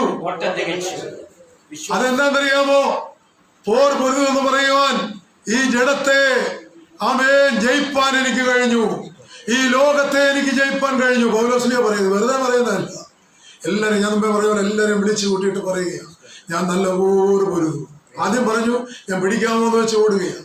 പാപികളിൽ ഞാൻ ഒന്നാമനെന്ന് പറഞ്ഞു. എന്നാൽ തന്റെ മരണസമയമായപ്പം ഇങ്ങനെ പറയുക, നല്ല പോർ പൊരുതു. എന്താണ് നല്ല പോർ പൊരുതു എന്ന് മാത്രം നമ്മൾ ഇപ്പം ചിന്തിക്കുകയാണ്. ദൈവത്തിന് സ്തോത്രം. ഒന്ന്, ലോകം, ജഡം, ഇവയെ ജയിപ്പാൻ തക്കവണ്ണം പൗലോസ്ലീഹ ആയി കഴിഞ്ഞു. ലോകത്തെ എങ്ങനെയാ ജയിച്ച്? ഒത്തിരി കപ്പലുകളുടെ ഉടമയായിരുന്ന മനുഷ്യൻ. അയ്യോ, നമ്മളിപ്പോ എപ്പോഴും ഓർക്കേണ്ട ഒരു കാര്യമുണ്ട്. എന്തെന്നറിയോ? ഈ ലോത്തിന്റെ ഭാര്യ ഓർത്തോ? എല്ലാവരും ഓർക്കേണ്ട ഒരു കാര്യമാണ്. ലോത്തിന്റെ ഭാര്യ എന്താ? ദൈവം പറഞ്ഞതിന്റെ അനുസരണക്കേട് വിപരീതമായിട്ട് കാണിച്ചു. എന്താ? തിരിഞ്ഞു നോക്കി. എന്തായി തീർന്നു? ഇപ്പോഴും അവിടെ ഇരിക്കുക. അപ്പൊ നമ്മുടേതായിട്ടുള്ള ഉള്ളിലെ കാര്യങ്ങളെ നമ്മൾ ശ്രദ്ധിക്കേണ്ട. അതുകൊണ്ടാണ് പൗലോസ് തന്റെ കപ്പലുകള്, സമ്പന്നനായിരുന്ന മനുഷ്യൻ സകലതും ത്യജിച്ചു. അദ്ദേഹത്തിന് ഭാര്യ ഉണ്ടായിരുന്നു എന്ന് പറയുന്നില്ല, എനിക്കൊന്നും അറിയില്ല, നമുക്ക് വേദപുസ്തകത്തിൽ രേഖപ്പെടുത്തിയിട്ടില്ല. അപ്പൊ ഞാൻ ഓർപ്പിക്കുകയാണ്, എന്നാൽ താൻ സകലതും ത്യജിച്ച് കർത്താവിനെ അനുഗമിപ്പാനായിട്ട് ഇടയായി തീർന്നു. അപ്പൊ ലോകത്തെ താൻ വിട്ടു, ജഡത്തെ, തന്റെ ജഡസ്വഭാവത്തെ, ജഡത്തിന്റെ സ്വഭാവമാണ് ഞാൻ വലിയ ആളാന്ന് പറയുന്നു, അല്ലേ? ഞാനാരാ? അല്ലേ? ഈ എപ്പോഴും ഞാൻ ഓർക്കും നമ്മുടെ അമ്മൻചാൻ, എന്നെ ആത്മീയ രംഗത്തേക്ക് കൊണ്ടുവന്ന അമ്മൻചാൻ പ്രസംഗിക്കുമ്പോൾ പറയുന്നൊരു കാര്യമുണ്ട്. ഈ കപ്പലിൽ വരുമ്പം പുകയുടെ സൈഡിൽ നിന്നവരായിരുന്നു ഞങ്ങൾ, അതുകൊണ്ടാണ് ഞങ്ങൾ കറുത്തിരിക്കുന്നത്. ഞാനെപ്പോഴും അന്ന് ആ കാലത്ത് ഞാൻ കേട്ടിട്ടുണ്ട്. അപ്പൊ കറുത്തിരിക്കും, തമാശ രൂപേണയാണെങ്കിലും അങ്ങനെ പറയുമായിരുന്നു. പ്രിയപ്പെട്ടവരെ, എന്നാൽ നമ്മൾ മറന്നു പോകരുത്, ജഡം, ആമേൻ. അതുപോലെ തന്നെ നമുക്കറിയാം, ലോകം, പാപം, പിശാചിനെ ആമേൻ ഉപേക്ഷിച്ചവരായിരിക്കണം ദൈവമക്കൾ. അവൻ നല്ല പോർ പൊരുതണമെങ്കിൽ പൗലോസ് പറയുകയാണ്, ലോകത്തെ ഉപേക്ഷിക്കണം, ജഡത്തെ ഉപേക്ഷിക്കണം, എന്നിട്ട് അവയ്ക്കെതിരായി പൊരുതണം. എന്നിട്ട് പറയുകയാണ്, അവൻ ഞങ്ങളുടെ പോര് അപ്പോസ്തലന്മാർ തമ്മിലല്ലായിരുന്നു. സുശേഷയുടെ പേര് സുശേഷകരുമില്ല. ഇന്നത്തെ ലോകത്തിന് പോകുന്നുണ്ടോ? ഈ ഒരാളുടെ ഒരു പ്രസംഗം നന്നായി പോയാൽ പിന്നെ ആളിനെ ഇരുത്തുക എന്നുള്ള സ്വഭാവമുള്ള ആളുകൾ. ഒരാളെ ദൈവം ഉപയോഗിക്കുന്നത് കണ്ടു കഴിഞ്ഞാൽ ആളിനെ സഹായിക്കാനാണ് ശ്രമിക്കുന്നത്. എന്നെ അങ്ങനെ ഒത്തിരി ആളുകൾ സഹായിച്ചിട്ടുണ്ട്. എനിക്ക് വലിയ സന്തോഷം. അപ്പൊ ഞാൻ പറഞ്ഞു വന്നത്, നമ്മൾ ഓർക്കണം, പറയുകയാണ് വിശ്വാസത്തിന്റെ വിശ്വാസികൾ എന്ത് ചെയ്യണം? അവർ തമ്മിലല്ല അവരുടെ പോരെന്നോട് ഓർപ്പിക്കുക. അതുകൊണ്ട് പറയുന്നു, ഞങ്ങൾ അപ്പോസ്തലന്മാർ തമ്മിൽ ഒരു പോരുമില്ലായിരുന്നു. എനിക്ക് ആദിമസഭയുടെ പ്രത്യേകതയാണ്. പൗലോസ്ലീഹായ്ക്ക് കൂടുതൽ പറയാനുണ്ട് അവരെക്കാട്ടിൽ. കാരണം ഞാൻ കർത്താവിന്റെ ശബ്ദം കേട്ടു. അവൻ ദൈവത്തിന്റെ സ്തോത്രം. അവൻ അന്നത്തെ നേതാക്കന്മാരോട് പറയാൻ കഴിയും, എനിക്ക് കർത്താവിന്റെ ശബ്ദം കേട്ടെന്ന് പറയാൻ പറ്റും. എന്നാൽ അവൻ അപ്പോസ്തലന്മാരുടെ അടുക്കൽ പോകാതെ മാറി നിൽക്കുന്ന സന്ദർഭം പൗലോസിന്റെ ജീവിതത്തിൽ ഉണ്ടായിരുന്നു. കാരണം അവരെന്നെ കൈക്കൊള്ളുമോ? എന്നാ കാരണം എന്നാൽ കൈക്കൊള്ളുമായിരുന്നു. പക്ഷെ അദ്ദേഹത്തിന്റെ മാനുഷിക ചിന്തയിൽ ചിന്തിച്ചു, ഞാൻ ക്രിസ്ത്യാനികളെ പീഡിപ്പിച്ചു കൊണ്ടുവരുന്ന കാലഘട്ടമാണ്, അതുകൊണ്ട് ഇപ്പൊ അവരെന്നെ സ്വീകരിക്കുമോ? അദ്ദേഹം നേരെ മരുഭൂമിയിലേക്ക് പോയി. അത് കഴിഞ്ഞ് നേരെ വീണ്ടും അപ്പോസ്തലന്മാരുടെ അടുക്കൽ അദ്ദേഹം വന്നു. സന്തോഷത്തോടെ അദ്ദേഹത്തെ കൈക്കൊണ്ടു. പ്രിയപ്പെട്ടവരെ, അതുകൊണ്ട് പറയുക, ഞങ്ങൾ തമ്മിൽ ഒരു പോരുമില്ലായിരുന്നു. ഇന്ന് വിശ്വാസികൾ തമ്മിൽ പോരാ. എങ്ങനെ നമ്മൾ ഈ സംസാരിക്കുന്നത് എനിക്ക് അറിയില്ല.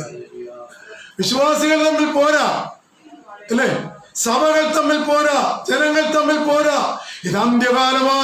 അതുകൊണ്ട് ഇത് അന്ത്യകാലമാകയാൽ സമയം തക്കത്തിന് ഉപയോഗിക്കുവാൻ ഇന്ന് പകൽക്കാലം ശക്തിയോടെ ദൈവത്തിന്റെ ആത്മാവിൽ ഞാൻ വിളിച്ചു പറയുകയാ, യേശു നിന്നെ വിളിക്കുന്നു. ഇതുവരെ നിന്റെ ഹൃദയം യേശുവിന് കൊടുത്തിട്ടില്ലെങ്കിൽ ഇന്ന് പകൽക്കാലം യേശുവിനായി നിന്റെ ഹൃദയം കൊടുക്കുമോ? എന്നിട്ട് ഇവിടെ പറഞ്ഞു, ഞാൻ നല്ല പോർ പൊരുതുകയാണ്, ലോകത്തെയും ജഡത്തെയും ഞാൻ ജയിച്ചിരിക്കുന്നു. അത് പറഞ്ഞു എപ്പോഴാണ്? എന്റെ മരണസമയത്ത്. ചിലരൊക്കെ മരണസമയത്ത് കൈയും കാലും ഇട്ട് അടിക്കുക. അങ്ങനെയുള്ള മരണം കണ്ടിട്ടുണ്ടോ? കൈയും കാലും, ജീവൻ ശരീരത്തിൽ നിന്ന് പോകാൻ വേണ്ടി കൈയും കാലും ഇട്ടടിക്കുക. പിന്നെ നമുക്കൊരു ഗുണമുണ്ട്, നമ്മൾ പിന്നെ കാണുന്നത് തീരെ വയ്യാതാവുമ്പോഴേ കൊണ്ടുവരുത്തുള്ളൂ. എവിടെ? വീട്ടിൽ. പിന്നെ സംസാരമൊന്നുമില്ല. അപ്പോൾ കുഴപ്പമൊന്നുമില്ല. നമ്മൾ പോലും അറിയില്ല, നമ്മൾ ഉറങ്ങുമ്പോഴായിരിക്കും അങ്ങ് പ്രാർത്ഥിക്കും. മരിച്ചു പോകും. എന്നാൽ യഥാർത്ഥമായി ദൈവത്തിന് സ്തോത്രം, ശരീരത്തിൽ നിന്ന് ആത്മാവ് പോകുമ്പോൾ വലിയ പിരിമുറുക്കമാ. എന്നാൽ ഒരു ഭക്തൻ എന്താണെന്നറിയാമോ? അവൻ പ്രാർത്ഥനയോട് അവന്റെ ആത്മാവിനെ സ്വീകരിപ്പാൻ വരുന്ന ദൂതന്മാരെ കണ്ടുകൊണ്ട് അവൻ സ്വർഗത്തിലേക്ക് അവന്റെ ആത്മാവ് അവൻ വളരെ ശാന്തനായിരിക്കും. അതുകൊണ്ടല്ല നമ്മുടെ പിതാക്കന്മാർ പറഞ്ഞത്, ഭക്തന്മാർക്കുള്ള നല്ല ഒരു അന്ത്യം എനിക്ക് നൽകണമേ. കണ്ട, നീതിമാന്റെ മരണം കണ്ട, എല്ലാം ഞാൻ ഓർക്കത്തില്ല, ഓർപ്പിക്കണം. നീതിമാന്റെ മരണം ഉറക്കം പോലെയാകുന്നു. കണ്ടോ? പക്ഷെ ഒരു കാര്യമുണ്ട്, ലോകം, ജഡം ഇവയെ നമ്മൾ പൊരുതി ജയിക്കണം. അപ്പൊ നമ്മുടെ പോരാട്ടം ആരോടാ? വിശ്വാസികളോടല്ല, നമ്മളെ നടത്തുന്നവരോടല്ല, അല്ലെങ്കിൽ ഉപദേശിമാരോടല്ല. നമുക്ക് പോരാട്ടമുള്ളത് ആരോടാ? ഇവിടെ വീണ്ടും പറയുന്നു, കൂടാതെ ദുരുപദേശം, പാപം, അശുദ്ധി എന്നിവയ്ക്കെതിരെ ഞാൻ പോരാടി. അദ്ദേഹം പറയാ, നമ്മളിപ്പോ ചിന്തിക്കുന്ന നല്ല പോർ പൊരുതു, അതിന്റെ 1 മണിക്കൂർ പ്രസംഗിക്കേണ്ടതാ. ഞാൻ മുൻപോട്ട് പോകാം. അപ്പം വിശ്വാസികൾ തമ്മിലല്ല പോര്, അപ്പോസ്തലന്മാർ തമ്മിൽ അങ്ങനെ ഇല്ലായിരുന്നു. പോരാട്ടം കൂടാതെ അദ്ദേഹം പറയുക, ദുരുപദേശമായി വരുന്നവരെ കൈക്കൊള്ളരുതെന്ന് നമ്മോട് പറഞ്ഞിരിക്കുന്നത്. അപ്പൊ അങ്ങനെയുള്ളവരെ തിരിച്ചറിയാനുള്ള ആത്മാവിന്റെ ജ്ഞാനം ആർക്കുണ്ടായിരുന്നു? പൗലോസ്ലീഹായ്ക്കുണ്ടായിരുന്നു. എന്നിട്ട് പാപം, അശുദ്ധി എന്നിവയ്ക്കെതിരെ ഞാൻ പോരാടി. എന്നിട്ടിവിടെ പറയുക, പലരും അദ്ദേഹത്തെ ഒറ്റപ്പെടുത്തി, നിസ്സാരനായി, അപഹസിച്ചു, തള്ളിക്കളഞ്ഞു, ആക്ഷേപിച്ചു. എങ്കിലും ഇതാ ഇപ്പോൾ ഞാൻ ഒടുവിൽ ജയാളിയായി. മരണക്കിടക്കെ പറയുക, ഇനി ഞാൻ ദൂതന്മാർ കടന്നു വരിക, ഞാൻ പറയുക. ദൈവത്തിന് സ്വന്തം. എഫേസ്യർ 6:12 വരാം.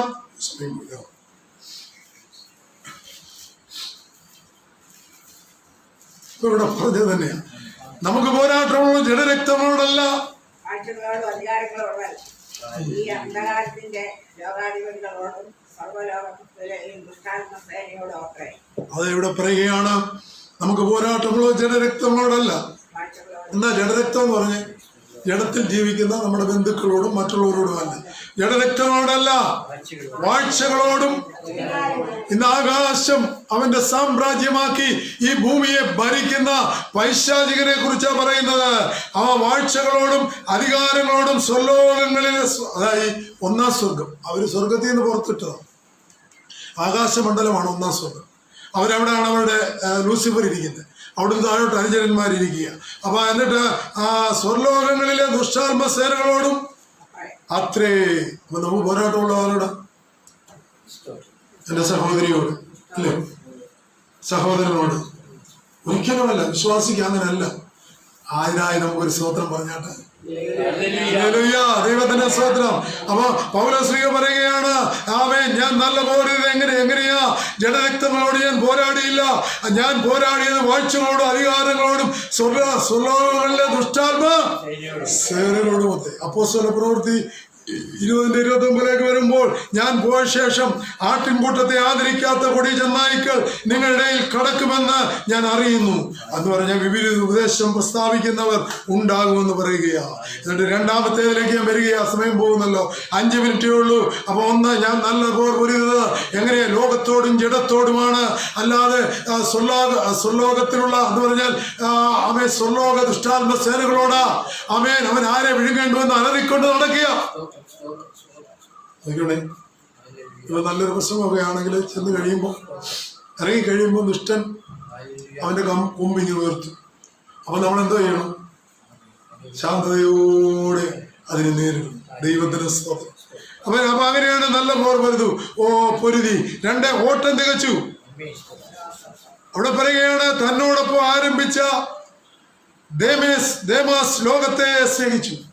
കണ്ടോ, പൗലോസിനോടൊപ്പം തുടങ്ങിയതാ ദേമാസ്. സുവിശേഷം കേട്ടു, ക്രിസ്തുവിനെ രക്ഷകനായി സ്വീകരിച്ചു. എന്നാൽ അവൻ ലോകത്തെ സ്നേഹിച്ചു. ഇവിടെ നമ്മൾ കണ്ടു, ലോകത്തെ വെറുത്തു പൗലോസ്. അവൻ കൂടെ വന്ന ദേമാസ് എന്ത് ചെയ്തു? ലോകത്തെ സ്നേഹിച്ചു. അതുകൊണ്ട് എനിക്ക് വലിയ സന്തോഷം. എന്നറിയാം, നമ്മള് ഇവിടെ പോയപ്പോൾ എനിക്ക് ഏറ്റവും സന്തോഷമുള്ള ദിവസമാണ്.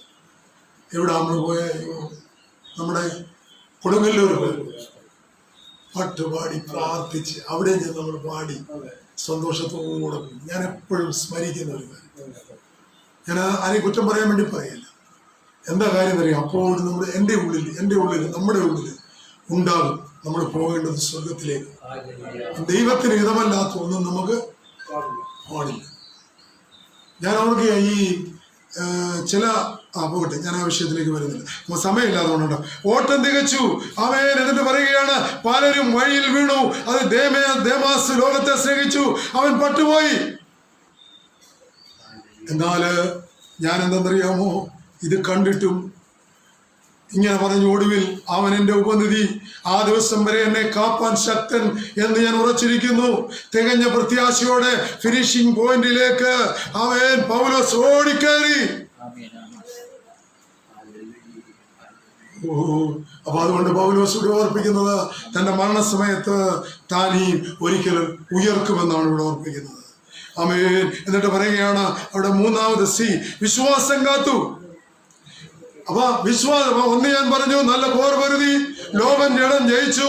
2 ഓട്ടം തികച്ചു.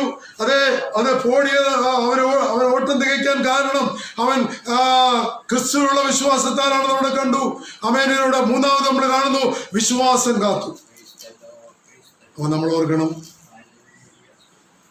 ഇവിടെ പറയുകയാണ് ഒരു ഓട്ടത്തെ കുറിച്ച് പറയുക. റിലേ ഓട്ടത്തെ കുറിച്ചാണ് പറയുന്നത്. റിലേ ഓട്ടത്തില് എത്ര 3-4 പേര് കാണും. അതിന്റെ ഫിനിഷിങ് അനുസരിച്ച് 3-4 പേര് കാണും. അപ്പൊ എല്ലാവരുടെ കയ്യിലും എന്ത് കാണും? ഒരു ബാറ്റൻ കാണും. നമുക്ക് ഓരോ ബാറ്റൻ തന്നിരിക്കുക. എവിടോട്ട് ഓടാനെന്നറിയാം? സ്വർഗത്തിലേക്ക് ഓടാൻ. അപ്പൊ എല്ലാവരുടെയും ബാറ്റൻ കാണും. അപ്പൊ ആദ്യ പോയിന്റിൽ നിന്ന് തുടങ്ങുന്നയാള് ആ ബാറ്റൻ 2ാമത്തെ പോയിന്റിൽ നിൽക്കുന്ന ആളിന് കൊടുക്കണം. 2ാമത്തെ ആള് 3ാമത് കൊടുക്കണം. 3ാമത്തെ ആള് 4ാമത് കൊടുക്കണം. 4ാമത് കൊടുക്കാൻ ചെല്ലുമ്പോൾ അവൻ ഓട്ടത്തിന്റെ ആ ഒരു പരിവേശത്തില് വല്ല വിധേനയും എപ്പോഴെങ്കിലും ഈ ബാറ്റും താഴെ പോയെങ്കിൽ അവര് മുന്നിലെത്തിയാലും അവര് കിരീടം പ്രാപിക്കത്തില്ല. കിട്ടുമോ? പരാജയപ്പെട്ടില്ല. ഓർത്തോണം, നമ്മൾ ക്രിസ്തുവിന്റെ ബാറ്റൻ, വചനമാകുന്ന ബാറ്റൻ നമ്മൾ പിടിച്ചിരിക്കുന്നവരാ. ആ വചനം വെച്ച് നമ്മളെ ന്യായം വിധിക്കുന്ന ഒരു ദിവസമുണ്ട്. അതുകൊണ്ട് ദൈവത്തിന് സ്തോത്രം. ലാസ്റ്റ് പോയിന്റിൽ നമ്മൾ കൈവിട്ടു പോകരുത്. നാളെ ലോകം പറയുക നീ ക്യാൻസർ രോഗിയാന്ന് പറയുമ്പോൾ ഞാൻ ഈ 35 വർഷം അല്ലെ 32 വർഷം ദൈവത്തിന്റെ സന്നിധിയിൽ അധ്വാനിച്ചു, 40-45 വർഷമൊക്കെ അധ്വാനിച്ചു, ദൈവത്തിന് സ്തോത്രം ഹല്ലേലൂയ, എന്നിട്ട് എനിക്കിങ്ങനെ വന്നോ എന്ന് ചോദിക്കാൻ ദൈവം അറിയാതെ എന്റെ തലയിൽ ഒരു രോഗം പോലും പോകയില്ലെന്ന് വിശ്വസിക്കുന്നവരാ, ദൈവവചനമാകുന്ന മാറ്റം പിടിച്ചവര്, ദൈവത്തിന് സ്തോത്രം. അങ്ങനെയാണെങ്കിൽ ഓട്ടക്കളത്തിൽ ഓടുന്നവര് കിരീടം നഷ്ടമാകാതിരിപ്പാൻ തക്കവണ്ണം ക്രിസ്തുവിന് വേണ്ടി നിലനിന്ന് പൗലോസ് തന്റെ കഷ്ടതയിലൂടെ, പരിശോധനയിലൂടെ, പ്രതിഫലങ്ങളുടെ നടുവിൽ, പ്രതികൂലങ്ങളുടെ നടുവിൽ ഒരു പോറൽ പോലും ഏൽക്കാതെ അവൻ ആ ബാറ്റൻ അവസാന നിമിഷം വരെയും ദൈവത്തിന് കൈമാറുവാൻ ഇടയായി. ആമേൻ. അതുകൊണ്ട് വിശ്വാസം കാത്തുകൊണ്ട് ഓടി. ഒരാളെ കുറിച്ച് പറഞ്ഞ് അവസാനിപ്പിക്കുക. അബ്രഹാം പിതാവ്, വിഗ്രഹങ്ങളെ ഉണ്ടാക്കുന്ന പിതാവിനോടൊപ്പം ജീവിച്ചിരുന്ന അബ്രഹാമിനെ ഒരു സുപ്രഭാതത്തിൽ ദൈവം വിളിച്ചിട്ട് പറഞ്ഞു, നിന്നെ കാണിപ്പാൻ ദേശത്തേക്ക് നിന്റെ പ്രതിഭവനത്തെയും നിന്റെ ചാർച്ചക്കാരെയും വിട്ട് നീ പുറപ്പെടാൻ പറഞ്ഞപ്പോൾ എന്ത് ചെയ്തു? അതുപോലെ ഇത് പറഞ്ഞിരിക്കുന്നു. നമ്മളെ കാണിപ്പാണ്ടിരിക്കുന്ന ദേശത്തേക്കുള്ള യാത്രയിലാണ് നമ്മള്. അതുകൊണ്ട് നല്ല പോർ പൊരുതുവാൻ, നല്ല ഓട്ടം തികയ്ക്കുവാൻ, അവൻ വിശ്വാസം കാക്കുവാൻ നമുക്ക് കഴിയണമെന്നോട് ഓർപ്പിക്കുകയാ. ദൈവത്തിന് സ്തോത്രം. അബ്രഹാം പിതാവ് ആ ദൈവം പറഞ്ഞത് മാത്രം ശ്രദ്ധിച്ചു, അതിലൂന്നിക്കൊണ്ട് അവൻ യാത്ര പുറപ്പെട്ടു. ആ അബ്രഹാം പിതാവിന് സ്വർഗീയ പരദീസയിലുണ്ട്. ദൈവത്തിന് സ്തോത്രം. എന്നാൽ അബ്രഹാം പിതാവ് പോലും കാത്തിരിക്കുന്നത് പൗലോസ് കാത്തിരുന്ന ആ ക്രിസ്തുവിന്റെ പുനരാഗമനത്തിന് വേണ്ടിയാ, ക്രിസ്തുവിന്റെ 2ാം വരവിന് വേണ്ടിയാ. അവൻ ഇനി വരുന്നത് മധ്യാകാശത്ത് വന്ന് അവൻ കാഹളം ഊതുമ്പോൾ മരിച്ചുപോയ വിശുദ്ധന്മാരും ജീവനുള്ളവരും ഒരുപോലെ രൂപാന്തരപ്പെട്ട് കണ്ണടച്ചു തുറക്കുന്നിടയിൽ ക്രിസ്തുവിന്റെ അടുക്കൽ ചെല്ലും. ഒരു കൊതിയില്ലയോ? ക്രിസ്തുവിനെ ഒന്ന് കാണാൻ ആഗ്രഹമില്ലേ? അങ്ങനെയാണെങ്കിൽ ആഗ്രഹത്തോടെ നമുക്ക് ഓടുവാൻ സ്വർഗമിടയാക്കട്ടെ എന്ന് നമുക്ക് പ്രാർത്ഥിക്കാം. ദൈവം അനുഗ്രഹിക്കട്ടെ, ദൈവം സഹായിക്കട്ടെ. അവൻ 3 കിരീടങ്ങളെ കുറിച്ച് പറഞ്ഞു. അടുത്ത ആഴ്ച നമുക്ക് 3 കിരീടങ്ങളോട് ചിന്തിക്കാം. 1 ജീവകിരീടം, 2 വാടാത്ത കിരീടം, 3 നീതിയുടെ കിരീടം. അത് നീതിയുള്ള ന്യായാധിപതിയാണ് ആ ദിവസത്തിൽ നമുക്ക് നൽകുന്നത്. പൗലോസ് പറയാ, നിങ്ങൾക്ക് ഓരോരുത്തർക്കും, കൊരിന്ത്യ സഭയിലുള്ള ഓരോരുത്തരും നിങ്ങൾ നല്ല പോർവൈദ്യ ഓട്ടം തികച്ച് വിശ്വാസം കാത്ത് വിജയിച്ചാൽ നിങ്ങൾക്കത് ലഭിക്കും. പ്രാർത്ഥിക്കാം. ഞങ്ങളുടെ സ്വർഗ്ഗപിതാവേ, ഇതുപോലെ സാഹചര്യത്തിലും ഇന്ന് പകൽക്കാലം ഞങ്ങൾക്ക് കടന്നു വരുമ്പോൾ സ്വർഗം സഹായിച്ചതോർത്ത് സ്വന്തം. ഈ ദിവസങ്ങളിലേറിയ ചൂടിനാൽ മനുഷ്യൻ ഭാരപ്പെടുകയും പലവിധ രോഗങ്ങളാൽ മനുഷ്യൻ ഭാരപ്പെടുകയും, എന്നാൽ ഞങ്ങളെയൊക്കെ നീ പരിപാലിച്ചു, കണ്ണിന്റെ കൃഷ്ണ പോലെ ഞങ്ങളെ സൂക്ഷിച്ചു. ഇത്രയും പേർക്ക് ഒരുമിച്ച് കൂടി വരുവാൻ തക്കവണ്ണം ദൈവം സഹായിച്ചതോർത്ത് നന്ദിയോടെ സ്വന്തം. കടന്നു വന്ന എല്ലാവർക്കും അടിയനുമായി ഇന്ന് ദൈവവചനം വിഭാഗിച്ചു തന്നു. ഞങ്ങൾ ഓട്ടക്കളത്തിൽ ഓടുന്നവരാണെന്ന് സമ്മതിക്കുന്നു. ലോകം, പാപം, പിശാച് ഞങ്ങളെ പരാജയപ്പെടുത്തുവാനിടയാകാതെ പൗലോസിനെ പോലെ നല്ല പോർ പൊരുത് ഓട്ടം തികച്ച് വിശ്വാസം കാത്ത് നീതിയുടെ കിരീടം എനിക്കുമുണ്ടെന്നുള്ള വിശ്വാസത്തിൽ ഈ ഓട്ടക്കളത്തിൽ ദൈവവചനവുമായി ഞങ്ങൾ ആരംഭം കുറിച്ചുവെങ്കിൽ അവയെ ദൈവവചനമാ ആരംഭം കുറിച്ച ആ ബാറ്റൻ ദൈവസന്നിധിയിൽ കൈമാറുവാൻ തക്കവണ്ണം ഞങ്ങൾക്ക് കൃപ തരുമാറാകണമെന്ന് പ്രാർത്ഥിക്കും. പ്രാർത്ഥന കേട്ടതുകൊണ്ട് സ്തോത്രം. യേശു കർത്താവിൻ നാമത്തിൽ താഴ്മയായ വിനയമായി ചോദിക്കുന്ന കൃപയുണ്ടായി കേൾക്കുമാറാകണമേ. ആമേൻ. സ്വർഗ്ഗസ്ഥനായ ഞങ്ങളുടെ പിതാവേ,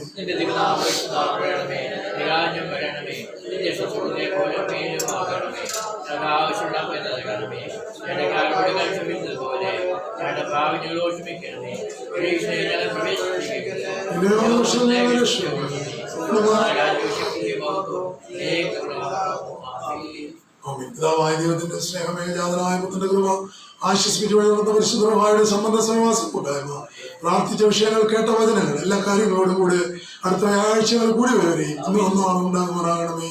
ആമേൻ.